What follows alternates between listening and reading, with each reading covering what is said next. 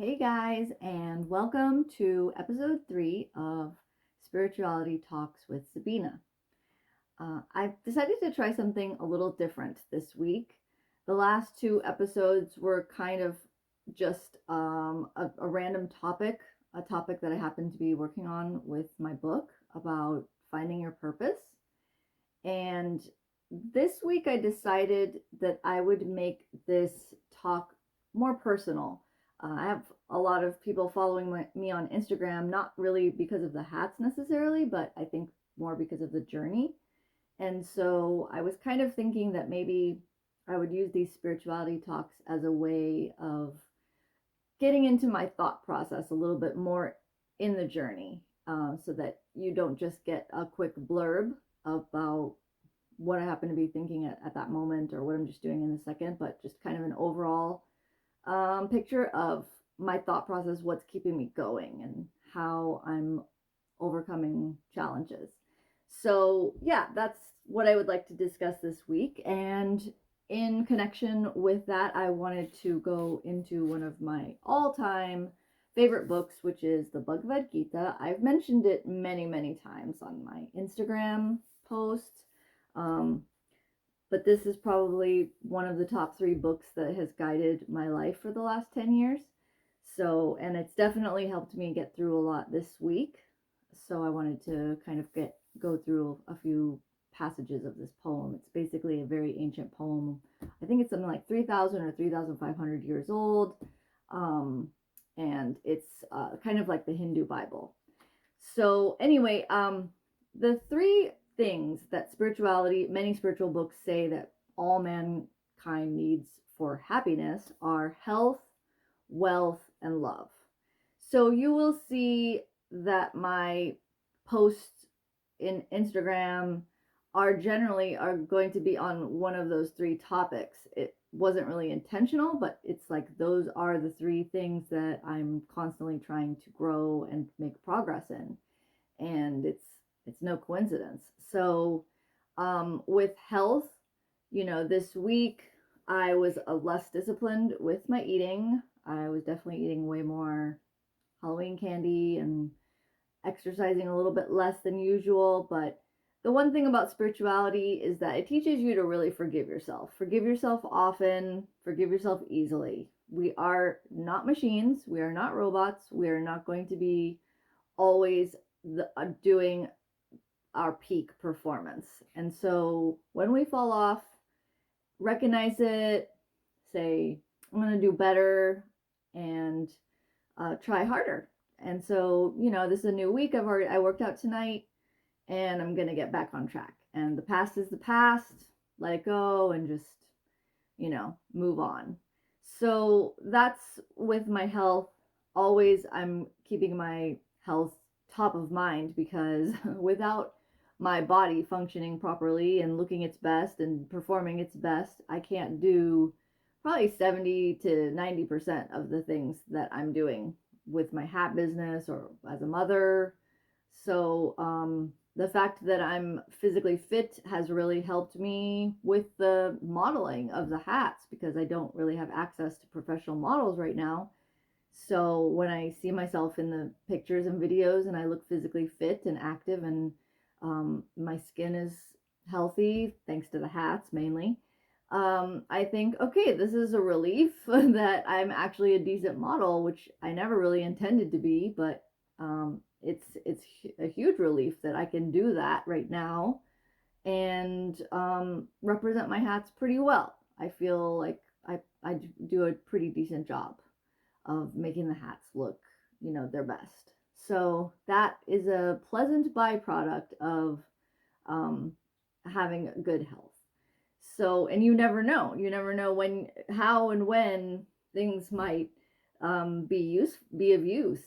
So the main thing is to have the picture in your mind of what you want to look like, of what you want to be, and take the necessary actions, the necessary daily small baby steps to get there. Don't put too much pressure on it. Don't constantly be obsessed with results. That's a major theme in the Bhagavad Gita, by the way, which I will get to. but it's mostly about just performing action. So that's with the health. With the hat business, um, so I kind of have been in a little bit of a disappointment with my website, with the progress on my website.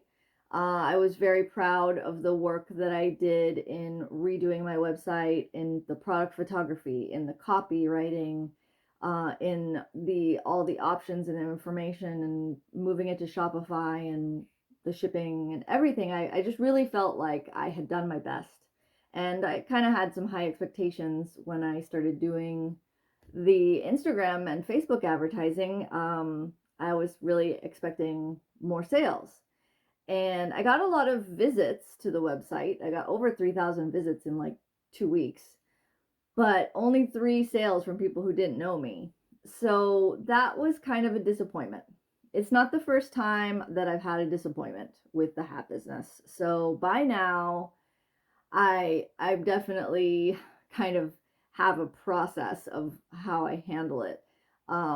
It actually goes back to 2000 and I think 19 when I actually did a Kickstarter campaign, and I was very naive. I expected to sell 200 hats, and I spent $1,800 on all these boxes, and I didn't even have the process down to make the hats. I couldn't even make 2 hats the same. The hats weren't nearly close. Not even, they were years away from being like sellable quality. But I just kind of, jumped in and just was like, oh, I'll figure all that out. So it didn't get funded, which was a huge relief, ended up being a huge blessing. But at the same time, at that time, I was kind of like, whoa, what do I do? Like, I really expected it to get funded. So I remember thinking, this was again like 4 years ago, 3, 4 years ago. I was like, well, let me focus on improving the hats. That's something that's kind of in my control. Whether or not I was funded, whether or not people wanted to buy the hats wasn't in my control. But trying to make them better was in my control. So that's what I did. I started to just work on the hats. And I had no idea that I was going to be working on them for like the next 3 or 4 years before trying to sell them again. That was just the beginning of a very, very long journey.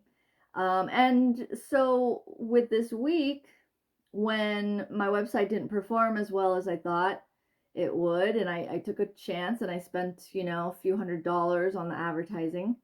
I've paused the advertising. I'm kind of just in this phase of like, let me listen for answers. Um, I often do that. I will just kind of pause and be still in myself, not frantically run around trying to find some other thing to do, and just say, okay, universe, this didn't work out. What's my next step? And so I've been, really focused on improving the hats. I'm really optimistic about my new design with the top. I've done a few reels on it, and I just really like the way it looks. I've gotten really positive feedback at the markets. I was shocked at the Del Mar market on Saturday that so many women wanted to try them on, and they specifically wanted to try on the hats with the top. So that just showed me that it was connecting. It was connecting with people. So what I'm doing is more product photography on those, more videos on those. I'm making more. And my next step is there's a huge Carlsbad fair on Sunday that I paid over $200 for, I think 250. And it's a very expensive market for me. But it's going to hopefully have thousands of visitors. And so I'm just, working on preparing for that. I want to have a really good stock of inventory. I want to have all my materials ready to go, kind of mentally just be very, optimistic and excited about what I can do and how I can introduce my hats to all these people. So I'm just thinking ahead and continuing to take the necessary actions that I think will move me forward. That's all we can do. At some point, it's like there's nobody telling me what to do. There's nobody with all the answers. I have to just make a to-do list, which I always have a to-do list in front of me, and then prioritize it and do those things that I feel are the most important. Um, so that's and I have to. The important thing with spirituality is that you have to release results. You can't be always obsessing about results, uh, and you can't be afraid. So whether it succeeds or fails, you have to be completely indifferent. Which, I mean, I get it. This is really hard to do, and I'm still struggling. It's a daily practice. It's not like you've got it, you've mastered it, and you're just like, I am the master of fear. Nothing scares me, and nothing bothers me. No, it's a daily effort to overcome the fear that is just like always feels like it's like right there ready to swallow you up. I mean, I feel like it's like always over my shoulder, but I just push it back and I'm just like, not today. Not today, fear. I'm moving forward. My goals are in front of me. I have a plan. And I'm moving forward on it. And so but spirituality is really, I just want to read a passage from the Bhagavad Gita that really relates to this, because that's what it's all about. It's about, efficient action and relinquishing results, which means, letting go of the results. So this is a passage from the Bhagavad Gita. Without concern for results, perform the necessary action. Surrendering all attachments, accomplish life's highest good. I mean, that just says it right there. So, that's what I'm doing, and fun fact about the Bhagavad Gita and how it was introduced into my life. Just a little quick story. I still, when I owned the 7-Eleven, I started my spiritual journey, and there was a customer named Norm. He was a retired physician, and when he would come in, I saw him on the video camera. If I was in my office, I saw him on the video camera. He would come in and make coffee for his wife every day. It was very cute. And I would run out and I would be like, Norm. And he was like 70 years old, but he was an authority on spiritual teachings. He had studied them extensively for like 30 years. He even wrote a couple books on it.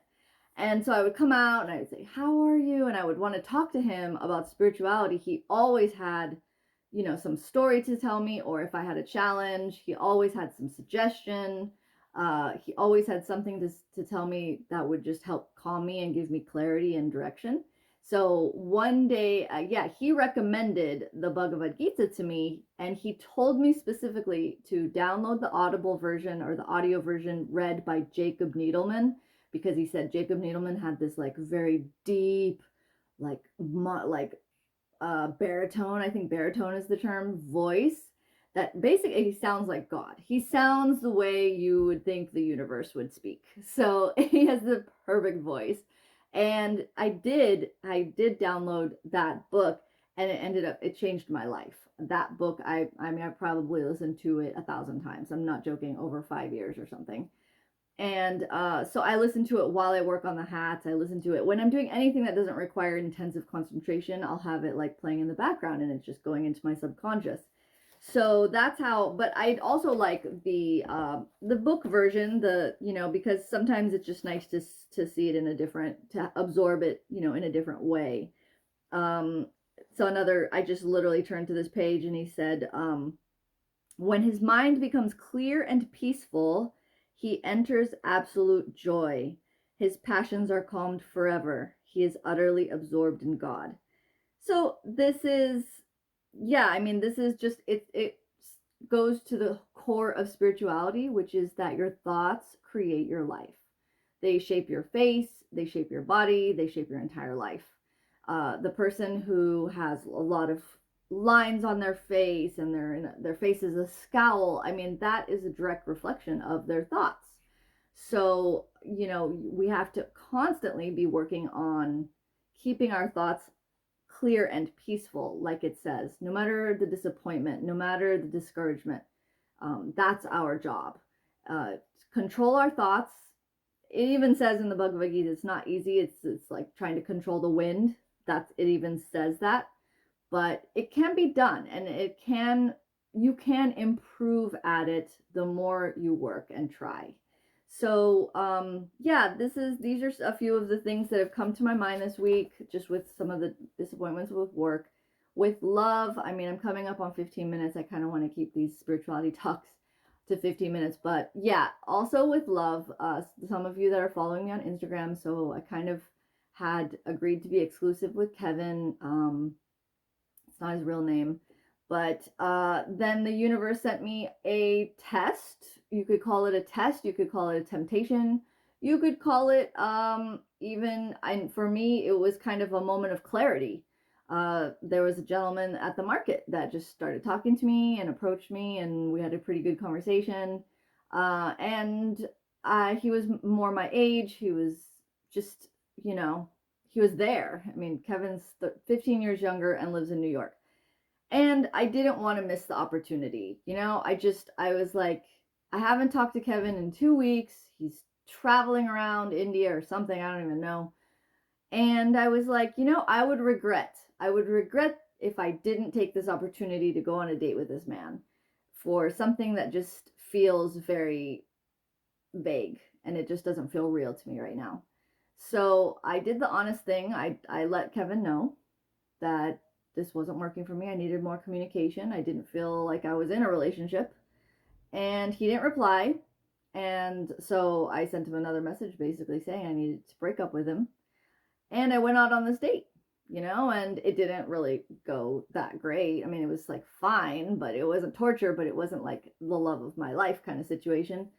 But I have no regrets, because if I hadn't gone out, I might have wondered, and if things didn't work out with Kevin, I might have resented him. I would have maybe thought to myself, wow, how many opportunities did I miss for this like relationship that, I mean, we barely talk, and I feel like I'm single. So I would have resented, if it didn't work out, I think I would have resented the missing out on opportunities. So it showed me that this isn't right for me, and I need to stop this now. It's important to not be afraid. Again, not be afraid of, you can't lose something that you don't really have. That's the thing. Do I really have this thing with Kevin, or is it just a fantasy in the mind? I don't know, but it doesn't feel real to me. So that's what you have to go with, right? Like, you have to go with your intuition, trust your instincts, make the decision that you think is right at the time. That's all we can do. And I have no regrets. We may rekindle stuff. Who knows? Life is long and full of twists and turns. But the universe presented me with a situation. I had to make a choice, and I did, and I have no regrets about it. So I think that's the best we can ask for. We're all doing the best we can. I wish the guy good luck. It just didn't work out I don't think we're a match, but yeah, I'm still glad that I met him. And yeah, so that would cover my week: health, wealth, and love, and all the ups and downs of it. And so hopefully this spirituality talk helped you in maybe some of those areas of your life. And as always, I look forward to reading your comments, and I hope you have a great evening. Thank you so much.